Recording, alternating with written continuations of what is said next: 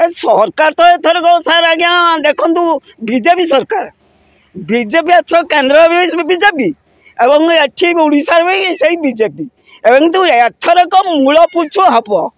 एवं मूल बदलवा जनसाधारण भोटर माने सब बर्तमान चाहूँगी तेणु आउ मु कौन कहमी आज्ञा देख जनसाधारण समस्ते भोटर माने समस्ते एकत्रित रही बर्तमान कि आमर पदुनना केमी जययुक्त हे पद्म चिन्ह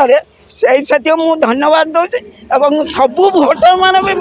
समस्त को भी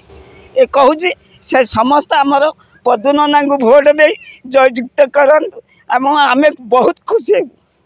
कहीं चाहते पद्मलोचन पंडा को बहुत भल पाए प्रेम से बहुत भल पाए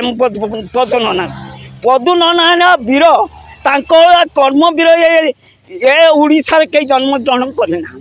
कारण अनेशत बात्यार आज्ञा देखु जे घरे घरे बुली नौकार सबू चूड़ा भल मंद सामग्री नहीं दीप खटनगर पाटुली एवं सबू जगार से हूँ समस्त को से निजर पुओ झील माँ भौणी बोली आदर कर मुखरे से आहार आज जोगे तेणु आमर नना तो थे सब मो दुखरे एवं सुखरे सबुथ साथी से पदुनना जीतबे हाँ आज्ञा मस्ट एथरक नना आमर माने दीर्घ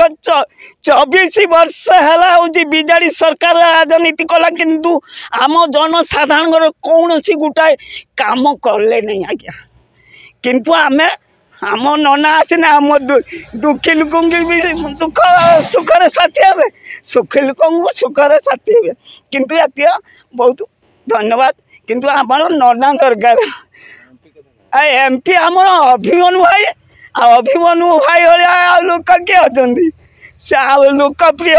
एवं सबू हृदय स्पर्शी सबू विषय सबू जानी आज्ञा आम दल जी लोक अच्छा किंतु समस्त बहुत भल उत्तम लोक अच्छा किंतु बहुत खुशी बीजेपी दल साधारणतः एठी सिमुलिया खैरा बीजेडी दल सहित कड़ा टक्कर दब एवं लड़ईटा बीजेडी और बीजेपी भितर हम आउ कांग्रेस एठी 3 नंबर रहिबो बोली जहाँ मु आशा करुच्ची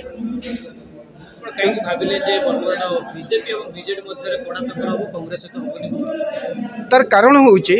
जे उड़ीसा रे कांग्रेस प्राय सुप्त एवं सिमुलिया खैरा निर्वाचन मंडल विगत 10-15 वर्ष धरी कांग्रेस कौन सी कार्यकर्ता लोक संगठन सहित संपृक्त नांती लोक मान सहित संपृक्त नांती